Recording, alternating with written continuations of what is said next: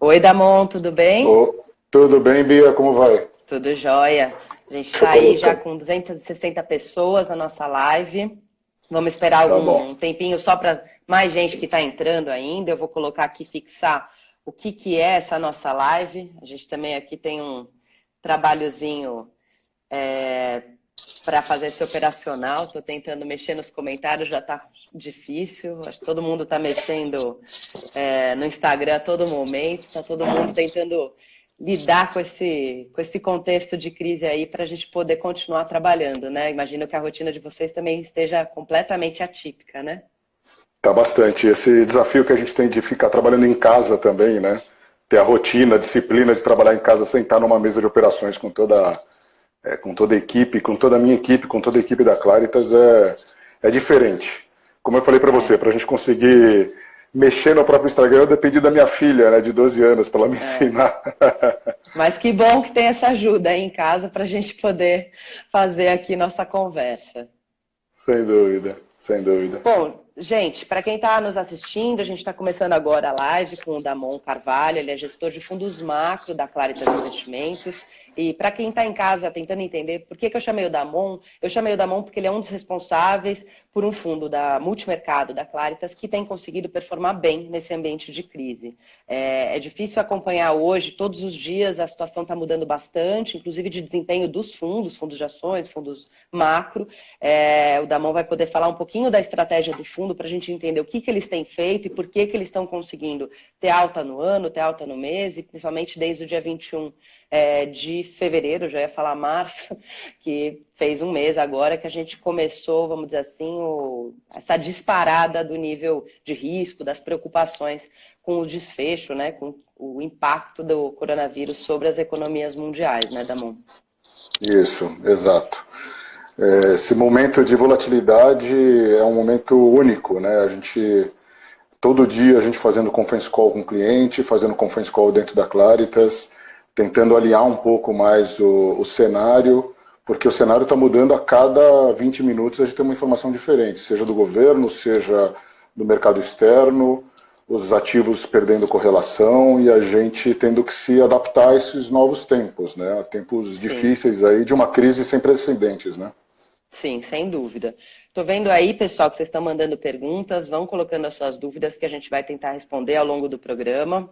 A ideia aqui do nosso bate-papo é justamente trazer o Damon para poder comentar o maior número possível de questões. Tem muito investidor perdido, muito investidor enfrentando. Bom, ninguém enfrentou nenhuma.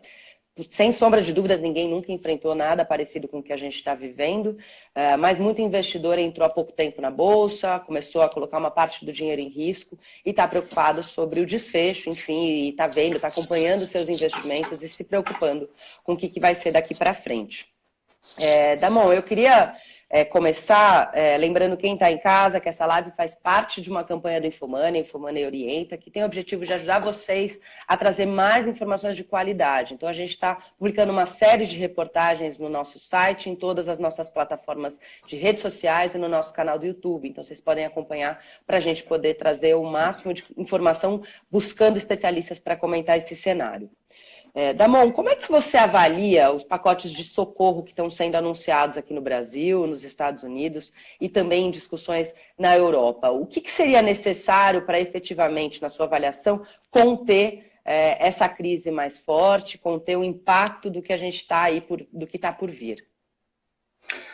Bom, Bia, é importante a gente lembrar que essa crise que a gente está tendo agora é uma crise que ela começou de uma maneira e ela foi mudando ao longo do tempo, como o próprio vírus.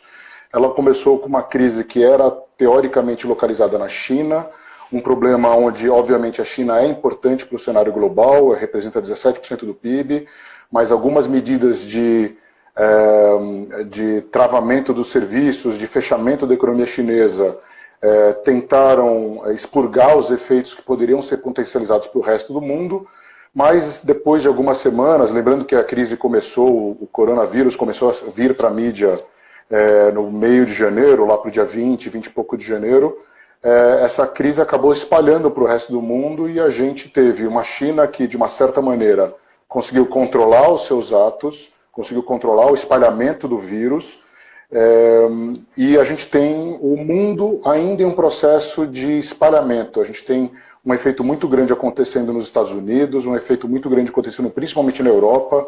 A gente ainda não tem uma estabilidade dessa curva de crescimento do coronavírus na Europa. Então, ainda está numa curva ascendente, tanto de taxa de mortalidade, quanto de espalhamento de novos infectados.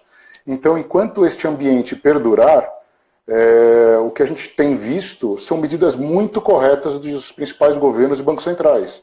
Eles estão fazendo o que eles podem fazer, que nada mais é do que tentar estimular a economia, suavizar este movimento de menor crescimento global, que está muito, muito forte.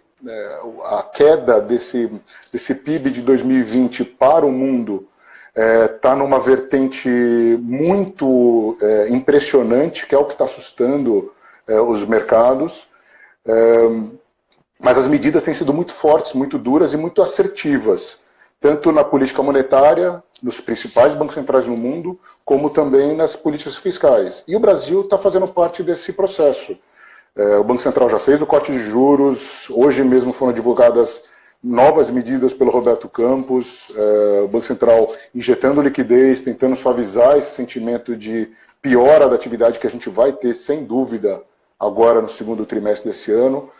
Nós já revisamos o PIB de Brasil também, ou seja, muitas medidas fiscais acontecendo agora para tentar suavizar esse momento de piora mesmo do sentimento da economia, estão na medida certa. Só que o desenrolar disso é como o vírus, é a cada dia. A cada dia uma nova informação, a cada dia a gente tem uma nova informação do governo, uma nova medida, estados como São Paulo, Rio de Janeiro, travando um pouco mais as suas economias, que são necessárias nesse momento.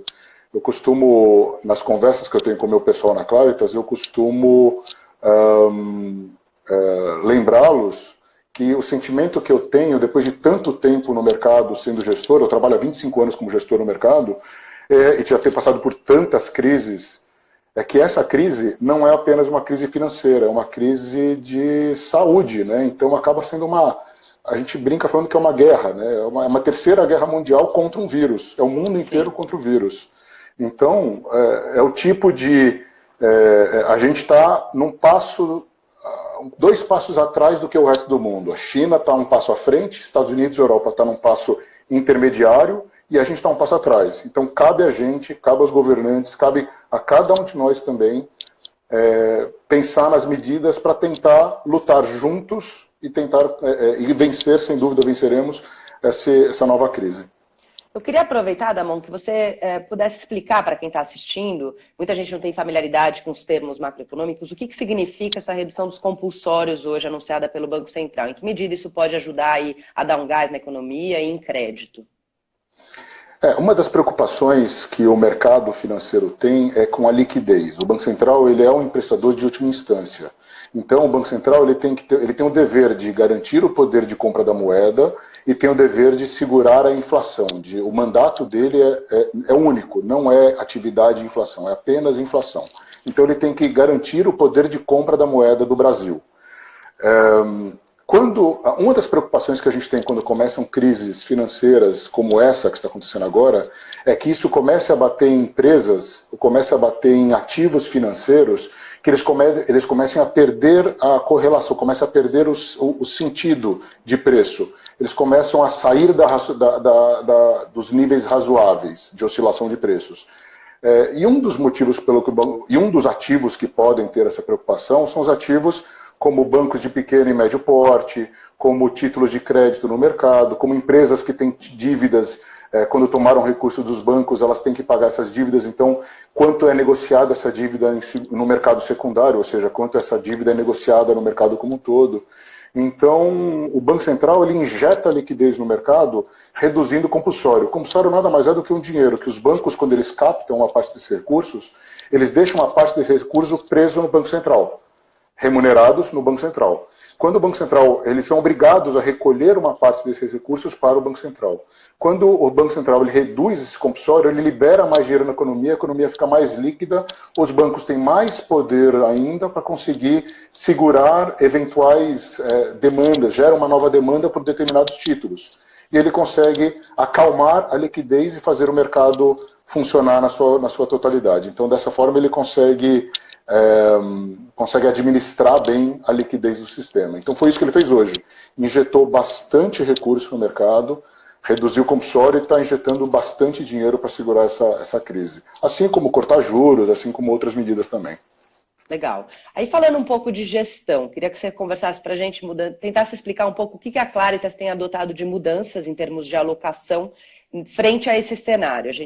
Eu falei mais cedo para quem chegou desde o início, que eu fui olhar como é que estava o desempenho dos fundos, especialmente os fundos macro, desde o dia 21 de fevereiro, que tem sido usado como uma data de corte, desde que essa crise teve o seu estopim, e vocês têm conseguido se manter no campo positivo, que por si só já é muito bom para o investidor que está aí acompanhando uma perda das suas aplicações. Então, queria entender um pouco o que vocês têm feito e como é que os fundos estão performando bem. O que tem, vamos dizer assim, qual que é o segredo aí para tá conseguindo se sustentar nessa crise? A gente, desde o início, uma das características que a gente tem na Claritas é a disciplina da alocação de portfólio e a disciplina de risco. Tentar ter o portfólio mais diversificado possível para o ambiente que a gente tem. Falando um pouco da gestão em si, como é que a gente define os nossos portfólios, as nossas posições? A gente faz uma análise do cenário global como um todo, definimos os principais temas de investimentos que a gente vislumbra no horizonte de retorno. Uma vez definidos esses temas, a gente acaba procurando como implementar esses temas, esses temas de investimento, como que a gente vai implementar eles nos nossos portfólios.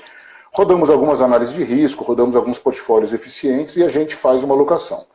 Desde meados de fevereiro que a gente começou a ficar preocupado com uma desaceleração global muito forte. Lembrando que o vírus do coronavírus, ele é só um estopim. A queda da atividade, no início do ano a gente achava que a estabilidade global seria mais firme. Quando veio o coronavírus, a gente achou que a queda do PIB global, a queda das commodities, seria muito mais intensa do que o mercado estava pensando. Então, a gente preparou nosso portfólio desde então, em todos os fundos macro na Claritas e também nos fundos de ações com o Eduardo Moraes, nós preparamos os nossos fundos com mais proteções. Utilizamos proteções em diversos mercados. E essa é a beleza dos meus fundos multimercados. A gente pode operar os 3 ativos. Eu opero juros no Brasil e no mundo, opero moedas no Brasil e no mundo, opero todas as moedas, e a gente opera bolsas no Brasil e no mundo. Então, a gente conseguiu fazer proteções que permitiram os nossos clientes, e a gente está falando de mais de 22 mil clientes na Claritas hoje em dia, a gente conseguiu permitir que a gente conseguisse fazer proteções que foram extremamente eficientes. E essa é uma das características que a gente tem.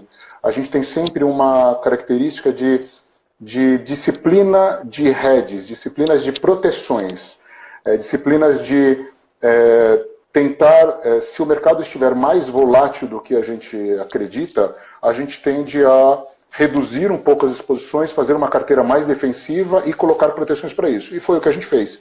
A gente começou a focar mais ficamos mais vendidos em moedas emergentes no mundo como todo, porque acabariam sofrendo não só com China, mas com menor crescimento global, dado que eles têm que se financiar, os países emergentes eles têm que se financiar através de captações externas, então as moedas se desvalorizam um pouco mais. Real foi uma das moedas que a gente acabou vendendo, a gente ficou comprado em dólar contra o real. Ficamos operando entre moedas desenvolvidas, a gente acabou comprando algumas moedas contra o dólar americano, moedas que são protetivas, como o iene japonês, como moedas como o euro. Fizemos operações de venda de bolsas, tanto no Brasil quanto nos Estados Unidos, para proteger a nossa carteira, que já era uma carteira mais defensiva, focada no setor de utilities, focada no setor bom pagador de dividendos, que se beneficiam de taxas de juros mais baixas.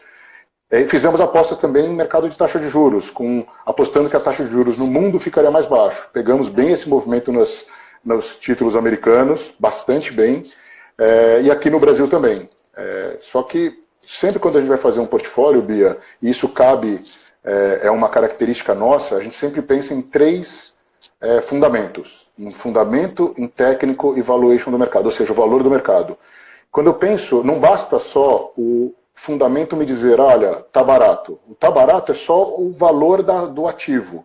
A gente tem que pensar se tem fundamento para você fazer uma alocação no ativo e se o mercado permite essa alocação, se a volatilidade, se os agentes estão posicionados para esse tipo de alocação. Então a gente sempre parametriza e disciplina o nosso portfólio dessa forma.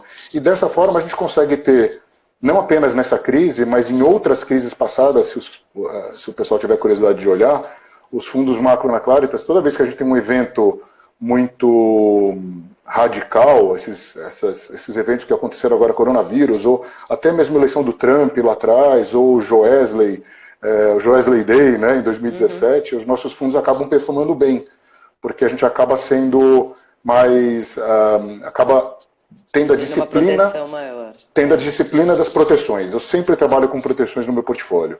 E elas funcionaram muito bem agora. Você está falando de um momento em que a gente viu essas proteções, vamos dizer assim, darem certo, né? De fato, exercerem o seu papel. Mas para quem ou percebeu agora, nessa altura, que não tem a devida proteção do portfólio, ou que não tinha, simplesmente não tinha nenhum hedge, ainda faz sentido alocar? Porque, por exemplo, a gente tem visto o dólar exercer uma ajuda nesse momento, né? Pelo menos amenizar as perdas de grande parte dos investidores, mas o ouro também não está conseguindo fazer esse papel. Hoje faria sentido para o investidor adotar algum tipo de hedge na carteira? E se sim, qual seria o melhor hedge agora? Essa pergunta de $1 milhão, né? Porque os ativos, como eu falei, como a gente está passando por uma crise que a gente não sabe aonde vai terminar, cada dia tem um efeito novo, cada dia tem um evento novo, eu acho que o importante, antes de fazer o novo hedge, é dimensionar se o portfólio deste cliente, dessa pessoa física atual, ele está condizente com os planejamentos que eles têm de futuro. Ou seja, sim, não basta aquela pessoa que estava com risco maior do que ele aguenta em virtude do planejamento financeiro que ele tem, se o perfil de risco que ele tem hoje está adequado a esse planejamento. Ele tem que constantemente reavaliar o portfólio, lembrar da importância de ter uma carteira diversificada para você conseguir analisar para saber se o momento de vida, se o perfil dele está adequado ao portfólio que ele tem. Qualquer mudança radical na carteira hoje, Bia, pode ser um tiro na água, porque essa queda foi tão abrupta, e para a gente sim, os ativos brasileiros principalmente, eles estão baratos. Então, por termos de valor de mercado, eles estão baratos. Mas aí, lembra quando eu falei de fundamento técnico e o valor? Valor, eles estão extremamente baratos. Uma bolsa brasileira está barato, o real está barato.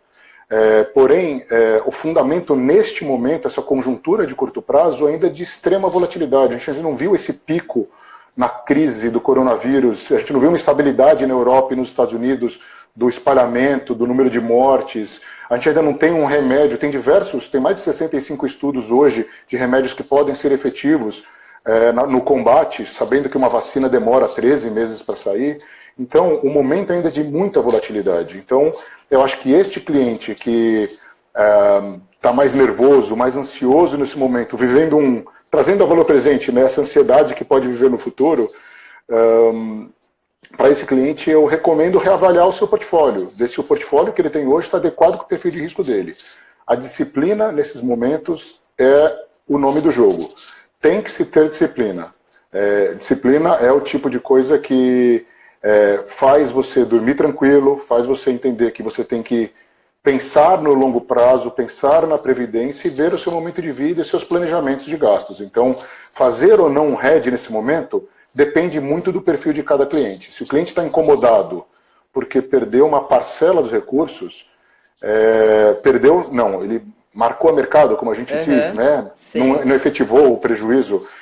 Nessas horas, tem diversas oportunidades no jogo. A bolsa realmente está muito barata, tem ativos que são muito baratos. A gente mesmo procura ativos mais resilientes, com fundamentos bons, papéis mais defensivos que estão extremamente baratos. Então, fazer hedge agora, comprar um dólar a R$5, depende do momento, depende muito do momento. O ouro mesmo em si, ele parou de fazer essa proteção a partir do momento que as treasuries americanas pararam de se valorizar, porque o pacote fiscal neste momento é muito grande. O pacote fiscal que os bancos centrais, que os governos estão fazendo no mundo como um todo, é maior já do que foi feito em 2008.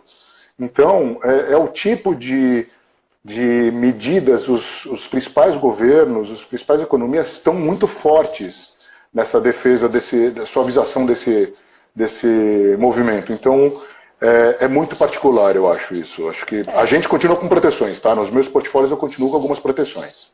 Tá. Eu acho que a dificuldade do investidor hoje, alguém até comentou agora, né? O problema é que já caiu bastante, mas a gente não sabe se o poço ainda tem, né, um fundo maior. Então, quer dizer, qual é o momento certo? Dá para acertar justamente esse melhor momento da entrada? Eu conversei semana passada com alguns gestores que também estão performando bem e que estavam me dizendo que já estavam comprando. Isso desde a semana anterior, desde o fim da semana anterior, eles já estavam voltando a comprar. Quer dizer, eles não pegaram o melhor timing, mas eles já estavam considerando que os ativos estavam atrativos àqueles níveis de preços. Hoje a gente soltou uma matéria que o Credi, por exemplo, e o JP Morgan estão dizendo que ainda é cedo para saber a hora de voltar, porque as incertezas continuam muito altas, né? Qual que é o conselho? Eu sei que você é muito mais focado na alocação de renda fixa, mas em termos de alocação de portfólio, como que o investidor que tem caixa, que tem condições de ir às compras, deve se comportar? E não estou nem falando de uma realocação simplesmente da carteira, né? Estou dizendo de olho nessas oportunidades que possam surgir. Eu acho que o meu portfólio ele acaba migrando para esses três ativos, como eu falei, né? Tanto renda fixa quanto renda variável, numa parte direcional, com uma visão que a gente chama de cima para baixo, top-down. Mas dificilmente a gente vai conseguir acertar realmente, como você falou, o fundo do poço. Poucos são os que vão acertar o fundo do poço. Então, como os ativos estão extremamente interessantes em termos de valor nesse momento, o que eu falaria para algum investidor que aguenta aumentar a sua exposição de risco, poderia ir faseando, a gente gosta de falar de fazendo, dividindo a alocação em diversos dias, tendo a disciplina, novamente o termo disciplina vem à tona, a serenidade vem à tona, que é ir fazendo uma alocação aos poucos, gradativamente. Não tentar acertar a mínima do mercado, porque isso é extremamente difícil. A pessoa que tenta acertar a mínima de hoje pode ser a máxima de amanhã, se o mercado, e a gente tem hoje em dia um mercado que sobe 10% num dia e cai 10% no dia seguinte. Então, todo dia você acha que é a mínima. Todo dia você acha que o mercado já bateu o fundo do poço. E para a gente falar que o mercado acalmou nesse momento, são essas condições que eu te falei. Precisa ter a estabilidade do coronavírus, da curva de espalhamento, precisa ter as medidas que os governos estão fazendo terem tempo para entrar em vigor e mostrarem as suas eficácias. E tem que ter alguma solução do lado dessa guerra contra a saúde, né? Essa guerra de saúde, que é um remédio que faça efeito, já que a vacina vai demorar tanto tempo. Então, são algumas condições para esse fundo do poço aparecer. Então, nesse momento, eu diria fasear, eu diria entrar aos poucos. A gente começou também, desde a semana passada, a desfazer alguns hedges. Eu já estou um pouco menos redeado, eu estou um pouco menos protegido. Então, uma das posições que eu tinha como proteção, que era a Treasury americana, a gente zerou. A gente zerou por completo essa posição já quando estava mais ou menos 0,60 de taxa. Eu já reduzi um pouco da minha posição comprada em dólar, por exemplo. Já saí de algumas moedas de países desenvolvidos também. Mas aqui, em relação à Bolsa, eu continuo protegido com algumas operações de venda, algumas proteções, uma carteira ainda bastante defensiva, e eu não aumentei a minha carteira, eu continuo defensivo. E mesmo defensivo, as correlações dos ativos, elas estão os ativos estão muito descorrelacionados. Certo. Então, mesmo posições defensivas não estão se portando como defensivas por conta da posição técnica do mercado. Então, papéis que são bons estão ficando cada vez mais baratos. E a gente está sempre olhando para aumentar um pouco a exposição neles. Você pode falar um pouco da posição da carteira, o que tem aí na parte de renda variável e na própria parte de renda fixa também? Eu vou dar, como a minha visão, Bia, é uma visão mais top-down, mais de cima para baixo, eu acho que caberia, e aí eu vou fazer uma propaganda da Claritas que eu acho que vale muito a pena, é que a nossa equipe de renda variável, capitaneada pelo Eduardo Moraes e pelo Helder Soares, é uma das equipes de renda variável mais experientes do mercado. Eles trabalham juntos há mais de 20 anos, tem um fundo long and short que chama Claritas Long and Short, que é um dos fundos mais longevos da indústria, com um retorno de quase 20 anos, tem 19 anos o fundo. A Claritas tem 20 anos, para você ter uma ideia, a gente completou 20 anos ano passado, então, para você ver que é uma equipe sólida, que está há muito tempo junto. Então, para fazer uma análise bottom-up, né, como a gente chama, de setor, papel, eu convidaria você, eu sugeriria você fazer uma conversa com o Eduardo. Mas, olhando de cima para baixo, olhando no meu escopo, a gente continua achando que Na parte de renda variável, os meus papéis, a gente continua focado mais em utilities, mais em setor de geração e distribuição de energia, que a gente acha que são setores bastante resilientes, que são bons pagadores de dividendos, são setores que acabam sendo... A gente tenta escolher sempre os papéis que são líderes de mercado, né, que se beneficiam com essa taxa de juros, então são papéis que ajudam bastante. Sem dúvida, o setor de bancos acaba tendo um alto dividendo também, são bons, estão muito atraentes nesse momento também, e eles são mais defensivos. Então, setores defensivos como o setor de utility, setor de bancos, eles são papéis que a gente gosta de ter nesse momento. E a gente sempre tenta procurar, nesse momento, a gente sempre tenta procurar a resiliência. Quais são os papéis que são mais... eu diria são os papéis mais... são os líderes de mercado, são os papéis que têm um caixa, não estão tão alavancados, têm espaço para conseguir, em momentos da calmaria de mercado, até ter aquisições e expandir os seus negócios. Então, nesse momento é que a gente acha que vale a pena continuar defensivo. E nos meus books de juros e meus books de moedas, eu continuo defensivo. O book de juros, eu acho que juros nominal no Brasil, eu acho que o Banco Central tem espaço para fazer mais cortes, seguindo essa linha de expansão da base monetária, injeção de liquidez. A inflação está muito baixa no Brasil. Esse ano a gente começa a ter o risco da inflação ficar abaixo do piso da meta, abaixo de 3%. Tá. Isso permite com que o Banco Central ataque essa queda do PIB que a gente vai ter nesse trimestre, que vai ser muito forte. A gente já projeta 9% de queda no PIB neste trimestre. A gente tinha um crescimento do PIB de 1,8% para o ano, e a gente revisou esse PIB para 0,9% negativo nesse ano, uma contração de 0,9%. É uma mudança bastante forte. E esses números estão sendo revisados diariamente. Então, eu acho que o book de juros é um book que permite você ter uma posição, voltar a ter uma posição aplicada, focada na política monetária. Eu gosto de continuar defensivo no book de moedas emergentes, principalmente. Então, vendido um pouco no real, mas um pouco menos do que eu estava no passado, porque eu acho que o Banco Central tem bastante espaço para defender a moeda. A gente tem bastante instrumentos, o Banco Central tem sido bastante assertivo nesse campo, apesar de muita gente pedir que ele tivesse vendido de muita reserva a 4,30, 4,40, eu achei que o Banco Central está fazendo um serviço bastante eficaz nesse momento. Ele está suavizando uma tendência e não está gastando as nossas reservas de uma maneira muito forte. Então, no meu portfólio, como eu falei, eu gosto de continuar bastante defensivo. Comprado em setores defensivos da Bolsa e protegido através de índice futuro ou opções de vendas. Gosto de continuar comprado em dólar contra algumas moedas emergentes. E gosto de posições em juros aqui no Brasil, defensivas, visando a política monetária. Legal. Só lembrando que a gente já chegou a mais de 1.000 pessoas na live, então muita gente chegando agora. Vão mandando suas dúvidas. Estou tentando olhar aqui tudo que o Damon fala e o que vocês estão perguntando. E uma das perguntas mais recorrentes, Damon, é sobre um possível fechamento, uma interrupção dos negócios na Bolsa pela CVM, enfim, pelo próprio, vamos dizer assim, uma decisão governamental. Nesse fim de semana se negou essa possibilidade, mas assim, queria ouvir um pouco a avaliação de vocês, de olho também nas crises anteriores, se de fato a gente poderia ver algo parecido, alguma medida mais extrema aqui para o mercado e que efeitos poderia ter, até que pontos poderia segurar aí esse nervosismo do investidor. Bia, sinceramente, eu ainda não consegui fechar uma cabeça sobre isso, porque eu acho que um fechamento de um ativo e não permitir que o investidor acesse o seu recurso neste momento, eu não sei se vai gerar o efeito contrário, se seria contraproducente você tomar essa medida. Na verdade, eu acho que o mercado ele continua funcional, ele está sim desvalorizando, ele está sim sobe 10, cai 10 na Bolsa de Valores, mas o dólar ele parou de se desvalorizar, o real parou de se desvalorizar, o dólar está relativamente estável ao redor dos R$5. O mercado de juros, de uma certa forma, ele está caindo a volatilidade nesse momento, com atitudes do Banco Central, seja via recompra de títulos do Tesouro, seja via intervenções mais assertivas, como o próprio Banco Central tem feito e o Tesouro tem feito. Então, eu acho que fechar nesse momento, eu acho que não seria a melhor alternativa. É claro que não só o Brasil, podemos lembrar o seguinte, não é apenas o Brasil que está pensando nisso, outros países no mundo já estão pensando nessa mesma alternativa. Eu acho uma medida bastante dura nesse momento. Eu acredito que o mercado ele não está desfuncional. O mercado ele está funcionando de uma maneira mais nervosa, mais volátil, mas eu acho que tudo isso faz parte da curva de aprendizado do investidor brasileiro, né? Que Ano passado eu ganhei bastante dinheiro com a Bolsa, esse ano, infelizmente, está tomando esse para trás agora, com essa...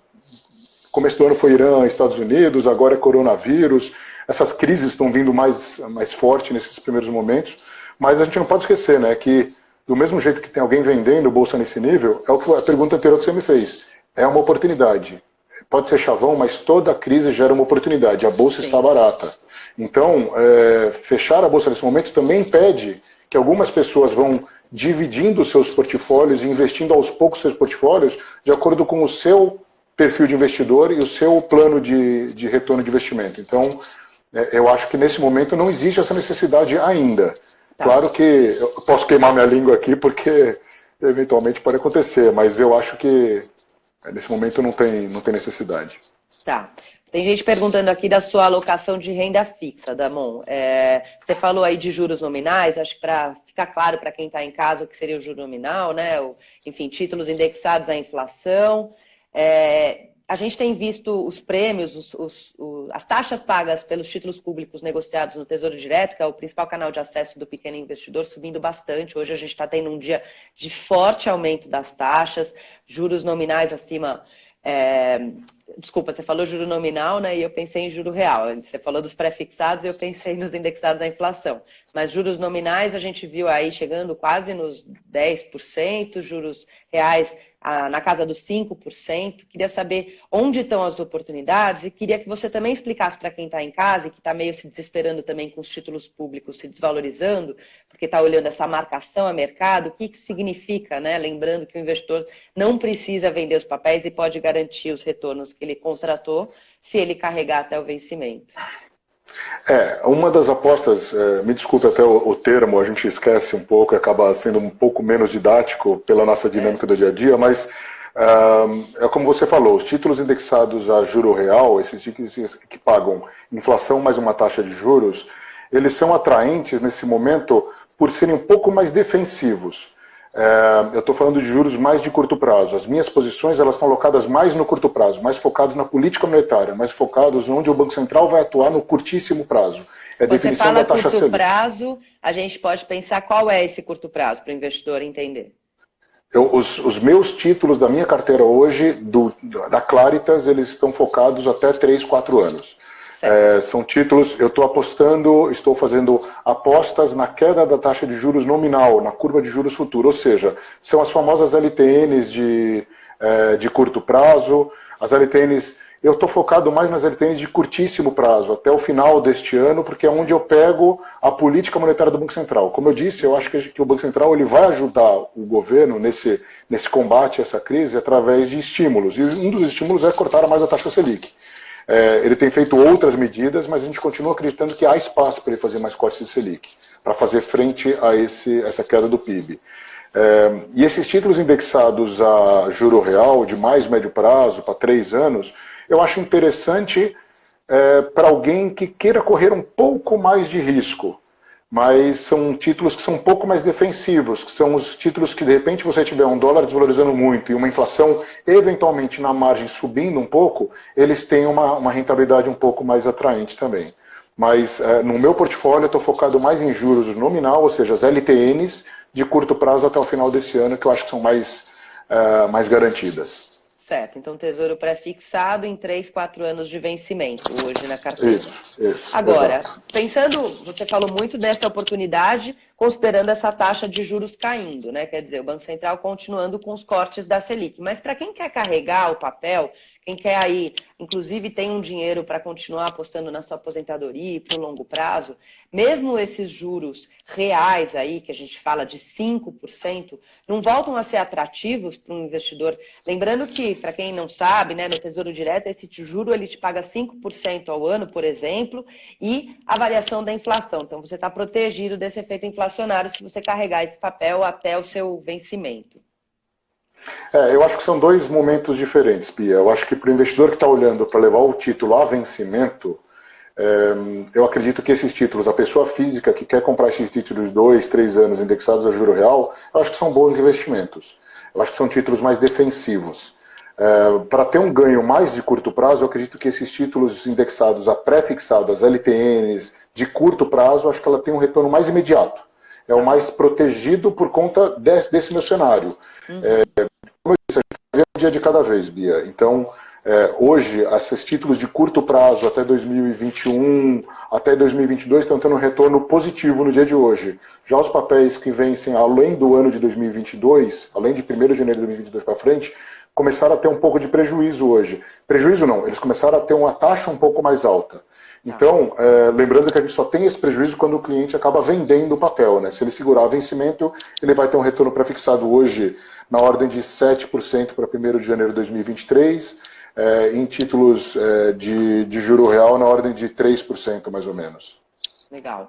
E falando de crédito privado, você está vendo oportunidade? A gente falou aqui dos títulos públicos, mas como é que está esse mercado de crédito privado?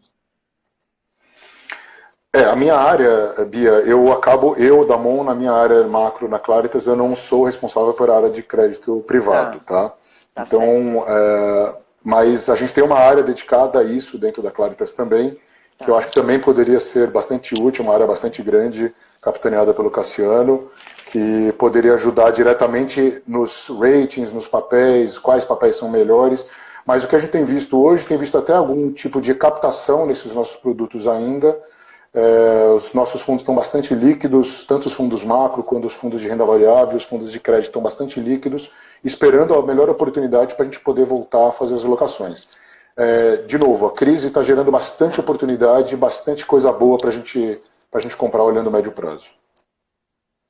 Legal. A gente falou aqui, ninguém sabe exatamente a extensão dessa crise, nem eu estou imaginando que você vai ter uma bola de cristal, mas muita gente perguntando qual que é o tempo esperado para a recuperação da economia. Não sei se a Claritas fez algum cenário projetando como é que vai ser daqui para frente, quanto tempo o investidor deve se segurar aí com essa volatilidade do mercado e principalmente com esse reflexo sobre as economias.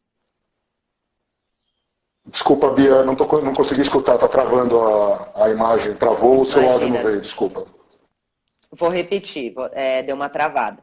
Muita gente perguntando qual que é o tempo de recuperação esperado para as economias e, claro, consequentemente, para os mercados, né? A gente sabe que ninguém tem bola de cristal, todo mundo está fazendo exercícios em cima dos dados que estão disponíveis, mas hoje, qual que é o cenário projetado pela Claritas? Que exercício vocês têm feito? Bom, a gente, como eu falei, em termos de atividade, a gente acha que o PIB vai cair nas nossas projeções, algo por volta de 9% nesse segundo trimestre no Brasil. Lembrando que Estados Unidos, a gente está escutando recessão no segundo trimestre de 10% até 30% de recessão nos Estados Unidos. Países como a Europa também, uma recessão extremamente forte, por isso de medidas tão rígidas, tão agressivas e tão fortes, fiscal e monetária, feitas nos principais bancos centrais. Só que a gente acredita que a recuperação da economia brasileira ela deve vir mais pungente no quarto trimestre. A partir do terceiro trimestre, a partir de setembro, outubro, a gente já começa a ver uma reação mais forte da economia, à luz de hoje, à luz apostando que o pico do coronavírus no Brasil deve ser em algo por volta de abril até maio. A gente acredita que ali para setembro a gente começa a ter uma recuperação da economia e o quarto trimestre vai ser uma economia muito forte. Só que a gente ainda fecha esse ano por volta de 0,9% negativo. E ano que vem a gente continua vislumbrando um crescimento do PIB no Brasil na ordem de 2,5%. Alguns números que eu acho que valem a pena citar, Bia, se você me permite. Claro. A gente está falando de inflação esse ano no Brasil, algo por volta de 3%. Para o ano que vem a gente está falando de IPCA de 3,6%. A gente vê um real se valorizando um pouco ainda nesse ano com as medidas que o Banco Central tem feito para a ordem ao redor de 4,60, 4,50. A gente acredita que ele pode se valorizar, principalmente mais para o final do ano. A gente está falando de um déficit primário no Brasil, infelizmente vai crescer. A gente tem a grande vantagem no Brasil nessa crise, a gente poder ter, em virtude da reforma da Previdência tendo sido feita no ano passado. A gente gostaria muito que as reformas continuassem a ser tocadas esse ano, mas eu acredito que vai ser difícil num ambiente muito mais fiscalista, num ambiente onde tem uma expansão fiscal sendo necessária para combater essa crise. A gente tem o benefício de, pela primeira vez no Brasil, em função do excelente trabalho que a equipe monetária, a equipe da Fazenda tem feito ao longo do ano passado com a reforma da Previdência, principalmente, abriu espaço para a gente fazer uma política fiscal anticíclica. Ou seja, pela primeira vez a gente tem dinheiro para tentar gastar momentaneamente, mas lembrando, e é importantíssimo lembrar isso, que a gente tem que acreditar que esse gasto fiscal vai ser somente para o ano 2020.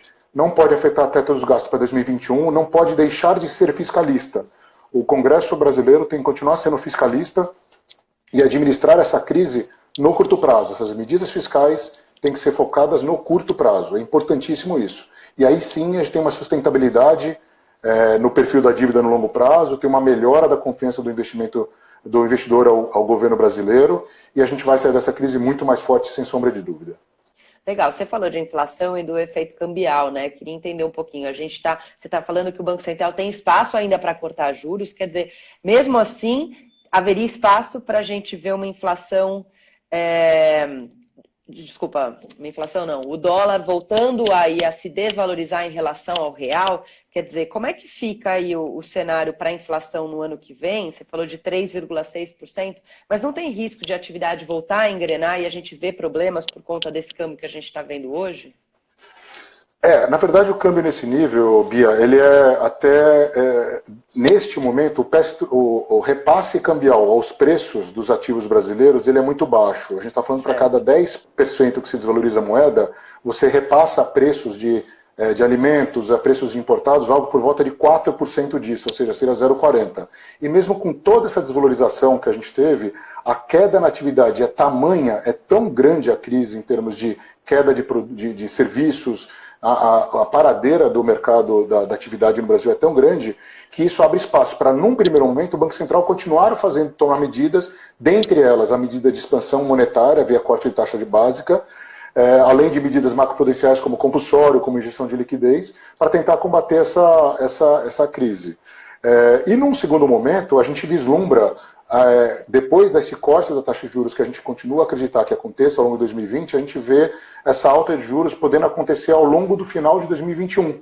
A gente vê sim o que você está falando. Então a gente vê que pode ser que, depois de cortar tanto a taxa de juros, a gente possa ver uma normalização dessa taxa de juros ao longo do ano que vem. Então, com isso e com as reservas que o Banco Central tem, como você falou do dólar, o Banco Central, a gente está falando em um conceito de 356 bilhões de reservas líquidas. Semana passada, o Banco Central brasileiro ele fez um acordo com o Federal Reserve de uma nova linha de reservas para o Brasil de algo 60 bilhões de dólares. Então a gente aumentou ainda mais o nosso poderio de combater uma eventual crise cambial. E o Banco Central, como eu falei, ele tem sido bastante assertivo. Nesse patamar ao redor de R$5, você vê que o real ele parou de se desvalorizar muito fortemente. Ele começou até a performar melhor que outras moedas. Tem moedas performando muito pior, como o rublo russo, o peso mexicano, até o próprio dólar australiano tem operado muito pior do que o real. Então, eu acredito que o Brasil ele tem a vantagem de, como eu falei, pela primeira vez, utilizar de medidas fiscais contracíclicas, conseguir combater essa crise mais no curto prazo e a gente conseguir, num segundo momento, voltar a valorizar um pouco o real até contra outras moedas e contra o dólar também. Então, nesse ambiente, eu vejo que a gente tem uma pequena melhora. Eu acho que no câmbio a gente realmente está num patamar bastante estressado. Por isso, quando você me fez a primeira pergunta lá atrás sobre se era o momento de comprar dólar agora de novo, eu te falei, depende do objetivo. Uma pessoa vai viajar daqui a um mês, vai viajar daqui a 2 meses? Pode ser. Tem algum gasto em dólar? Pode ser. Agora, para uma pessoa que não tem nada, apenas para tentar proteger o seu capital, eu não sei se seria a melhor alternativa nesse momento, porque ele já andou muito. A gente já falou de uma desvalorização no real de 25% nesse ano. É bastante grande, é quase uma maxi. Então, eu acredito que tem outras maneiras de tentar voltar. E como você falou da inflação, o impacto para a inflação é muito pequeno. A queda da atividade é muito superior a essa desvalorização do dólar. Por isso que o Banco Central tem como abrir espaço no curto prazo a fazer mais cortes de taxa de juros. Legal. Teve uma pessoa que perguntou aí, eu achei interessante, se a partir de setembro o crescimento do país volta a ser igual ao que estava antes da crise. Quer dizer, você falou de uma queda muito acentuada do PIB agora nesse trimestre, mas e depois? Como é que a economia volta a girar e como que a gente retoma o ritmo que estava já um pouco sofrido aí para acelerar? Esse é um ponto chave, porque depende de como vai ser essa paradeira agora. Depende de qual setor que vai ser mais impactado. Tem alguns setores ligados à exportação que são pouco impactados. se de repente a China sai da crise mais rápido, esses setores vão ser beneficiados, inclusive com o dólar desvalorizado. Alguns setores da indústria, eles estão, por conta de um estoque baixo, eles podem voltar a produzir mais rápido. Então a indústria pode ser um dos fatores, dos fatores de impulso para essa retomada da economia já a partir de setembro. É óbvio que setores ligados principalmente a serviços, ligados a um aumento do desemprego que fatalmente acabará acontecendo ao longo do segundo trimestre, setores ligados a turismo, eles vão ser setores mais prejudicados nesse primeiro momento. Então, a nossa projeção continua sendo na ordem de 2 a 2,5% de crescimento do PIB no ano que vem. Então, isso pressupõe que o quarto trimestre desse ano a gente volte para esse patamar. Mas depende do tamanho da extensão da crise e do efeito que as medidas fiscais atinjam a economia. E aí vem o lado do próprio BNDES está atuando, os bancos públicos estão atuando na pequena e média, pequena e média empresa. Essas medidas seriam assertivas neste momento de dificuldade de caixa nesses setores. Quanto mais assertivas forem as medidas, quanto mais firmes e antecipadas forem as medidas, mais forte a gente sai da crise e retoma o nosso ritmo de crescimento. Lembrando que no começo do ano a gente falava em crescimento de 2,2.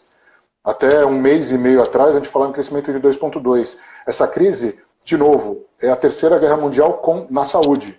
Então é algo que a gente está vivendo bastante profundamente nesse curto prazo.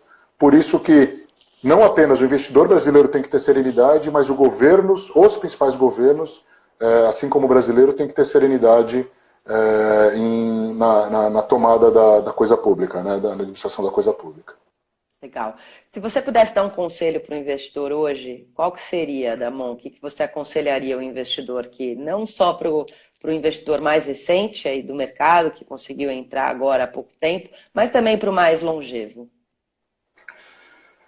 Poxa, eu vou te falar que o conselho que eu dou é sempre reavaliar o seu portfólio, sempre saber se o seu portfólio está adequado ao seu perfil de risco, às suas necessidades de investimento, de caixa, ao seu horizonte, se você tem um apartamento a pagar, se você tem um carro, alguma dívida no médio e longo prazo, se você está no momento de fazer investimentos pensando na sua aposentadoria, e ter serenidade. Nesses momentos de crise, de novo, a barba branca mostra que eu já vivi bastante crise nesses 25 anos, nos permite dizer que serenidade, disciplina, calma e foco no seu investimento vai te trazer retornos. Este momento de crise é um momento de oportunidades, é um momento de crescer também, é um momento de fazer a alocação certa.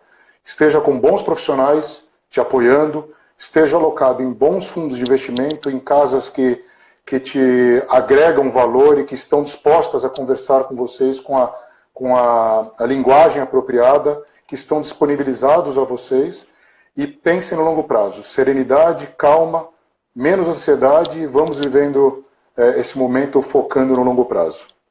Legal. Damon Carvalho, muito obrigada pela sua participação, por responder aí todas as perguntas. Obrigada por todo mundo que participou e mandou aí também suas dúvidas. Espero que tenha sido útil. E fiquem ligados que a gente vai seguir com uma programação de live intensiva, conversando com os especialistas mais carimbados aí do mercado, para a gente poder trazer a informação de mais qualidade possível nesse momento de crise, né? É isso. E Bia, muito obrigado pela oportunidade. Espero ter podido ajudar os nossos telespectadores que estão nesse momento de dificuldade.